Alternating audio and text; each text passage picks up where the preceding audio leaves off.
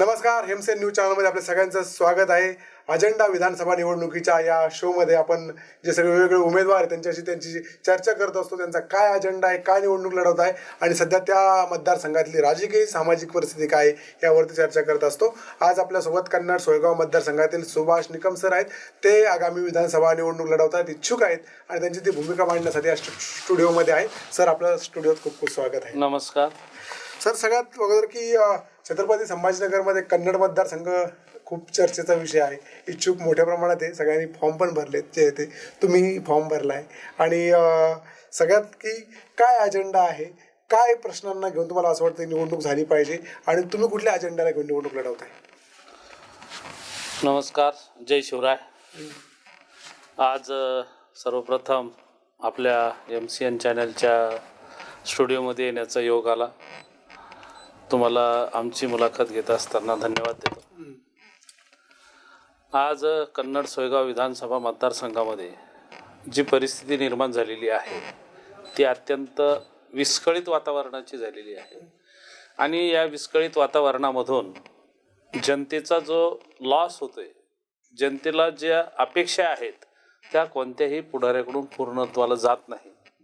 त्यामुळे या ठिकाणी आज ज्या ज्या गोष्टीची आवश्यकता आहे तिचं निरसन करण्यासाठी आणि त्या सगळ्या मार्गी लावण्यासाठी मी संकल्प केलेला आहे की बुवा या विधानसभेच्या निवडणुकीत आपण स्वतः उमेदवारी दाखल करावी. आणि आज काल आम्ही मराठा योद्धा जरांगे दादा पाटील यांच्या माध्यमातून ही निवडणूक उमेदवारी आम्ही दाखल केलेली आहे. जरांगे पाटलांनी अनेकांना सांगितलं उमेदवारी अर्ज भरा आणि अनेक जणांनी अर्ज भरलेत जे आहे ते. तुमच्या तालुक्यात तुमच्यासोबत अनेक जणांनी अर्ज भरले.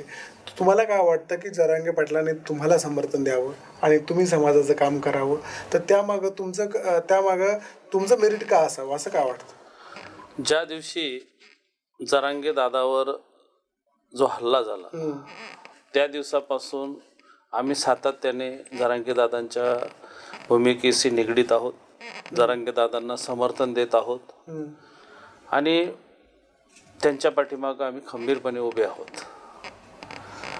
मागच्या काळामध्ये जरांगे दादांनी सरकारला जी मागणी केली त्या मागणीला आमचा पूर्णपणे समर्थन होतं आणि त्या समर्थनार्थ आम्ही बरेच ठिकाणी दादाबरोबर त्या प्रक्रियेमध्ये सहभाग नोंदवलेला आहे. ज्याप्रमाणे या सरकारने दादांना काही खोटे आश्वासनं दिले. आत्ताचे मुख्यमंत्री आदरणीय एकनाथजी शिंदे साहेब यांनी वाशीला येऊन जी आश्वासित केलं, जो खोटा GR दिला आणि खोटी शपथ घेऊन या ठिकाणी दादांची नव्हे सर्व मराठा बंधूंची फसवणूक केलेली आणि ती अत्यंत घाणेरडी पद्धतीनं ती किळसवाणी ती प्रक्रिया झाली. त्यामुळे दादांनी मागच्या काळामध्ये निर्णय घेतला किंवा हे जर सरकार आपलं कामं ऐकत नसतील किंवा आपल्याला आरक्षण देत नसतील तर हे सरकार बदललं गेलं पाहिजे आणि तेव्हापासून ही प्रक्रिया झाली. दादांनी मागच्या काळामध्ये इच्छुक उमेदवारांची प्रोफाईल मागवलेली होती. त्या प्रोफाईलमध्ये आम्ही पण एक अर्ज त्या ठिकाणी दिलेला होता, माझा बायोडाटा दिलेला होता आणि त्या अनुषंगानं जी प्रक्रिया निवडणुकीची होती ती शेवटच्या क्षणापर्यंत आचारसंहिता लागेपर्यंत दादांनी सरकारची चांगल्या पद्धतीने वाट बघितली. त्यानंतर सरकारने टोलाडमोल करून ही फसवणूक जनतेची केलेली आहे, दादांची केलेली आहे. त्यानंतर दादांनी त्या ठिकाणी इच्छुक जे अर्ज दिले होते त्यांची मागच्या 23 तारखेला मुलाखत ठेवली. प्रत्यक्षात त्या ठिकाणी कन्नड तालुक्यातून 11 लोकांनी मुलाखत दिली. त्यात त्यांनी सांगितलं की बा तुम्ही सर्व एकत्र बसा आणि तुमच्यातून आम्हाला एक उमेदवार द्या. परंतु प्रत्येकाचं इच्छाशक्ती बळवलेली असते, त्यात माझी इच्छाशक्ती बळवलेली होती. त्यामुळे कोणत्याही प्रकारचा आत्तापर्यंत निर्णय असा झालेला नाही आणि त्यांनी सांगितलं जर तुम्ही निर्णय देत नसाल तर मी जो उमेदवार देईन त्या उमेदवाराच्या पाठीमागं खंबीरपणे उभे राहा आणि या सरकारला धडा शिकवा. त्या पद्धतीनं आम्ही त्या ठिकाणी तारीख 28 तारखेला 5 लोकांनी सामूहिक अर्ज दादांनी ज्यांना ज्यांना सांगितलेलं आहे की बा तुम्ही अर्ज दाखल करा, तर आम्ही 5 उमेदवारांनी एकत्र जाऊन अर्ज दाखल केलेले आहे. आमची 5 जणांची संघटना स्थिर आहे. आम्ही जो दादांनी उमेदवार देईल त्या उमेदवाराच्या पाठीमागं खंबीरपणे उभे राहणार आहोत.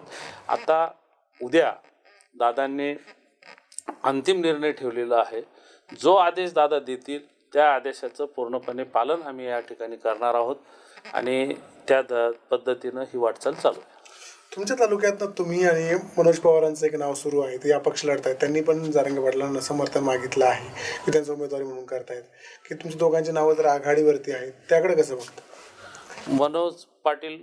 मनोज पवार पाटील यांनी सुद्धा त्या ठिकाणी उमेदवारी दाखल केलेली आहे आणि ती दादाकडे पण मागितलेली आहे. ज्या मुलाखतीत ते सुद्धा हजर होते.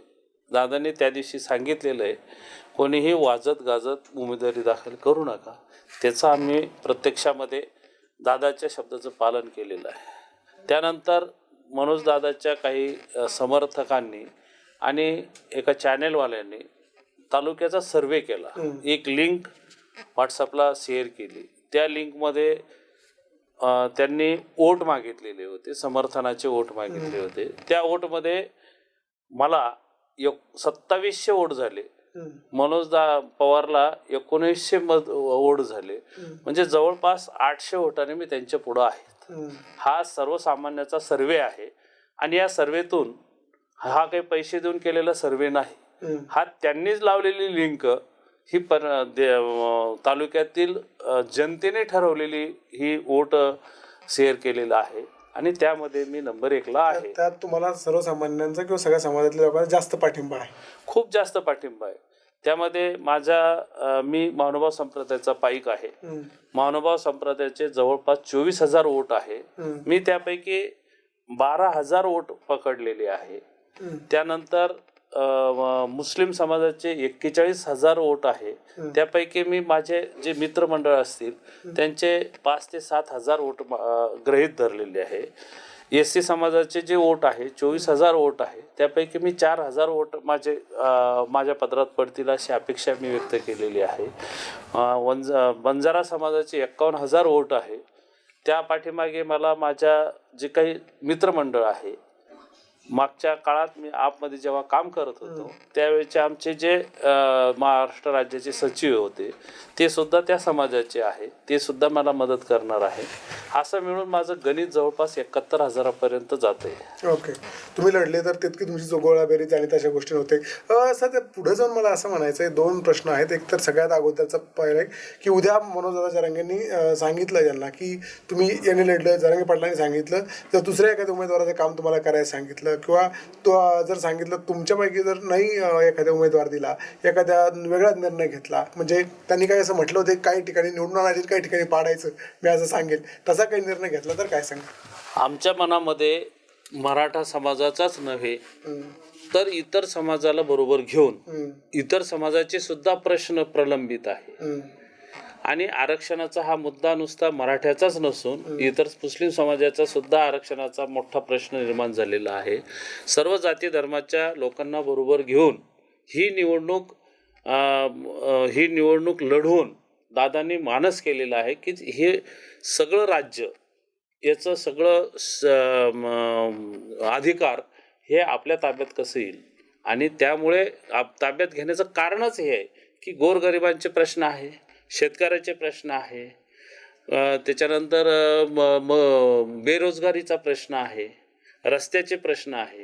हे सगळे प्रश्न मार्गी लावायचे असेल तर आपल्याला ह्या सरकारला हद्दपार करणं गरजेचं आहे आणि त्या पद्धतीने ही वाट चालू आहे. तुमचा प्रश्न आहे की दादांनी जे सांगितलं किंवा हाच उमेदवार द्यायचा आहे, दादाच्या पावलावर पाऊल ठेवून त्यांच्या पाठीमागं भक्कमपणे उभं राहून दादा जो आदेश देतील हे सगळं करण्यासाठी आमदार होणं हे गरजेची बाब आम्ही समजत नाही. दादांनी ज्या पद्धतीनं सांगितलं त्याच पद्धतीनं आमची जी संघटना आहे किंवा आम्ही जे 4-5-10 लोक फॉर्म भरलेले, दादांनी सांगितले आजच्या आज जाऊन काढून घ्या, तरी तो फॉर्म रिटर्न होईल आणि दादा जो माणूस देतील त्या माणसाला आम्ही भक्कमपणे घरच्या भाकरी खाऊन आमची स्वतःची गाडी वापरून हा प्रचार आणि प्रसार आम्ही करणार आहोत.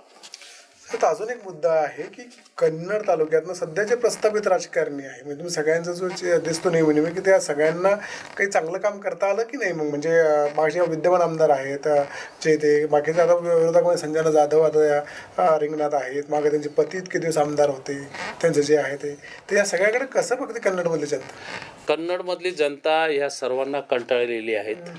प्रस्थापित जे आहे तेच ह्या पक्षातून त्या पक्षात त्या पक्षातून त्या पक्षामध्ये भ्रमण करत आहे. परंतु ह्या सर्व पुढाऱ्यांना कन्नडची जनता ही निश्चितपणानं कंटाळलेली. नवीन चेहरा मिळेल का लोकांना नवीन चेहरा मिळणार आहे आणि लोकांची सुद्धा अपेक्षा नवीन चेहऱ्याची आहे. जो सामान्य घरातला असला पाहिजे. विद्यमान आमदाराच्या बाबतीत जर बोलायचं असेल असे काही प्रश्न आहे. रस्ते खड्ड्यात रस्ते आहे का रस्त्यात खड्डा आहे हा फार मोठा गंभीर प्रश्न आहे. कन्नड तालुक्यामध्ये जवळपास 200 किलोमीटर अंतर्गत रस्ते फक्त. या आमदारांनी जर 5 वर्षामध्ये दरवर्षी 50 जरी किलोमीटर रस्ते केलेले असते तर रस्त्याचे हा जो प्रश्न आहे हा प्रलंबित प्रश्न मार्गी लागला असता. अहो जो आमदार स्वतःच्या गावाला जायचा रस्ता जो आहे तो खड्डामय आहे याचा अर्थ काय. विकासाकडे याचं ध्यानच नाही आहे. आणि दुसरी महत्वाची आत्ता काल अपक्ष असलेल्या संजनाताई त्यांना शिंदे गटामध्ये गेल्या त्यांना म्हटलं जातं संघर्ष कन्या. कशासाठी संघर्ष केला ते त्यांनी दाखवावं. कोणासाठी संघर्ष केला तो त्यांनी दाखवावा. आणि आज एक भावनिक हात घालून त्यांनी जनतेची फसवणूक करण्यासाठी त्या निघालेले आहेत. आणि निश्चितपणानं हा कन्नड तालुका सगळा समाज त्यांच्या विरोधात आहे. त्यांच्या विरोधात म्हणजे सरकारच्या विरोधात आहे. आणि सरकारच्या दडपशाहीला कोणीही बळी यावेळेस पडणार नाही अशी आमची धारणा आहे. सुभाष निकम सर की अजून एक प्रश्न की उद्या जर तुम्हाला उमेदवारी जाहीर झाली जरांगे पाटील मध्ये लढा तर तुमची तयारी आहे पूर्ण मतदारसंघात. हो, मी जवळपास या निवडणुकीच्या प्रक्रियेमध्ये 1.5 ते 2 महिन्यापासून समाविष्ट झालेलो आहे. या अगोदरही मी जिल्हा परिषदची निवडणूक नाचनवेल सरकारमधून निवडणूक लढवली होती. त्यावेळेस माझं स्वतःचं गाव त्या निवडणुकीमध्ये त्या प्रक्रियेत नव्हतं. मला फक्त 300 मतांना माझा पराभव स्वीकारावा लागला. त्यानंतर मी मार्केट कमिटीची सुद्धा एक ट्रायल बेसवर ही तालुक्याची निवडणूक म्हणून ट्रायल बेसवर मी मार्केट कमिटीचं स्वतःचं पॅनल तयार करून त्या ठिकाणी मी निवडणूक लढवलेली आहे. त्यामध्ये सुद्धा मला चांगल्या पद्धतीचं यश प्राप्त झालेलं आहे. माझ्याकडं मी सामाजिक कार्य जवळपास 40 वर्षापासून पहिले रायभान जाधव बरोबर मी काम केलेलं आहे. त्यानंतर मी नारायण बाजीराव पवार यांच्याबरोबर काम केलेलं आहे. त्यानंतर मी नितीन पाटील माजी आमदार नितीन पाटील साहेबाबरोबर काम केलेलं आहे. त्यामुळे मला या राजकारणाचा चांगला अभ्यास झालेला आहे. कोणत्या गावाला काय नाही त्याची सुद्धा जाणीव झालेली आहे. आणि या ठिकाणी काही जे प्रमुख प्रश्न आहे जसं काही MIDC कन्नडला मंजूर झालेली ती अद्याप कार्यान्वित झालेली नाही. खेडोपाड्यामध्ये आरोग्याची व्यवस्था अत्यंत दुर्मिळ झालेली आहे. अत्यंत घाणेरडी व्यवस्था तिथं निर्माण झालेली आहे. शिक्षणाची व्यवस्था कुठे दर्जेदार राहिलेली नाही. सरकारी शाळा ज्या आहेत त्यांच्या पत्राच्याच अजून जवळपास 50% शाळा या तालुक्यामध्ये टीनच्या आहे पत्राच्या आहे. त्याच्यावर कोणाचं लक्ष नाही. त्यामुळे एक पितळखोरा ग्रामीण लेणी आहे तिचा विकासच नाही. पर्यटनाच्या नकाशावर नाही. हे यायला पाहिजे होतं. सिंचनाची कुठे व्यवस्था नुसती धरणं झालेली आहे. कोणत्या चाऱ्या तयार नाही. कुठल्याच प्रकारचं कोणत्याही धरणातून जे धरणं आता आहे असा जलसाठा हा शेतीच्या उपयोगामध्ये कुठे येत नाही. कोणते पाटस्थळ चालू नाही. यामुळे सगळी दुर्मिळ अवस्था या तालुक्यामध्ये झालेली आहे. आणि साधा एक चांगली संस्था या ठिकाणी उभी होती जो की कन्नड सहकारी साखर कारखाना. त्या साखर कारखान्यामध्ये हा विकल्या गेला. हा कोणामुळे विकला गेला तो डबघाईस कोणामुळे आला तालुक्यातले या प्रस्थापित पुढाऱ्यामुळे आला. आणि तो विकल्या गेला. ते विकत असताना कोणत्याही पुढाऱ्यानं तिथं विरोध केलेला नाही. काहीतरी पैसे घेऊन मॅनेज होऊन हा कारखाना हा विकला गेला असा आमचा आरोप आहे. तर सगळ्यात आणि आता मुलाखतीच्या शेवटाकडे जातो, त्यांनी खूप तळमळीने काही प्रश्न मांडलेत आणि त्यांना त्या प्रश्नांची जाण आहे, सगळ्याबद्दल बोलतात. इतके दिवस ते तालुक्यात काम करतायत मतदारसंघामध्ये. सर, सगळ्यात की तालुक्यातील जनतेला तुम्ही काय आव्हान कराल आणि जर तुम्हाला संधी मिळाली तर तुम्ही काय कराल? मी सर्वप्रथम जे प्रस्थापित पुढारी आहे, ज्यांना कोणत्याही प्रकारचे तिकीट त्यांच्या पक्षाने नाकारलेली आहे, पक्षाने तिकीट नाकारणं म्हणजे ही त्यांची कामयाबी नाही, हा त्यांचा हार आहे त्यांची ही हार आहे, नैतिकतेची त्यांची ही हार आहे. मी सर्व आता जे प्रस्थापित पुढारी होते, ज्या ज्या पक्षातून त्यांनी आता या ठिकाणी जसे काही नितीन पाटील असतील, त्याच्यानंतर संतोषराव पोले असतील, त्याच्यानंतर आपले बरेच ज्यांनी प्रस्थापितांनी इथे अर्ज दाखल केलेले, अपक्ष अर्ज दाखल, मी त्यांना या निमित्तानं आव्हान करू इच्छितो की त्यांनी आता आपली ही जी घडी आहे ही आपल्या मराठ्यासाठी, आपल्या तालुक्यासाठी, गोरगरिबांसाठी, सर्व धर्माच्या लोकांसाठी त्यांनी मनोजदादाच्या पाठीमागं निश्चितपणानं उभं राहावं. हा संदेश त्यांच्या पक्षाने त्यांना दिलेला आहे की तुम्ही अकार्यक्षम आहात आणि या कार्यक्षमतेतून तुम्ही मनोजदादाला पाठिंबा देऊन मनोजदादा जे उमेदवार देईल त्या उमेदवाराच्या पाठीमागं त्यांनी उभे राहावं. नामदेव पवारांनी, माजी आमदार नामदेवराव पवार साहेबांनी केला अर्ज दाखल केलेला आहे, त्यानंतर काजे साहेबांनी दाखल केलेला आहे, केतन काजे साहेबांनी दाखल केलेला आहे. या सर्वांना माझी विनंती, तुम्हाला तुमच्या पक्षाने नाकारलेलं आहे, जनता तर तुम्हाला नाकारणारच आहे, त्यात काही शंकाच नाही. म्हणून आमची सगळ्या यांना जे प्रस्थापित त्यांनी जे अपक्ष उमेदवार दाखल केले, उमेदवारी दाखल केलेली, त्यांना विनंती की तुम्ही मनोजदादा जो उमेदवार देईल त्या उमेदवारा पाठीमागं राहून या सरकारचं जे काय करायचं ते करण्याची ताकद, तुमची ताकद ही जरा दादांच्या पाठीमागं लावावी अशी कळकळीची विनंती त्यांना करतो. सर, म्हणजे खूप मुद्द्यांवरती बोलत होते आणि कन्नडची निवडणूक कशी असेल आणि त्यांना संधी का देण्यात यावी या सगळ्या मुद्द्यावरती त्यांनी प्रकाश टाकलाय की तुमची जाण आणि सगळं काय म्हणतात ते तळमळ नक्कीच काय ती सगळ्या प्रेक्षकांच्या समोर आहे. तुम्ही आणि कन्नडची जनता योग्य निर्णय घेईल. तुम्ही आलात, तुमची भूमिका मांडली, तुमचा अजेंडा मांडला, त्याबद्दल चॅनलतर्फे खूप खूप आभार. धन्यवाद.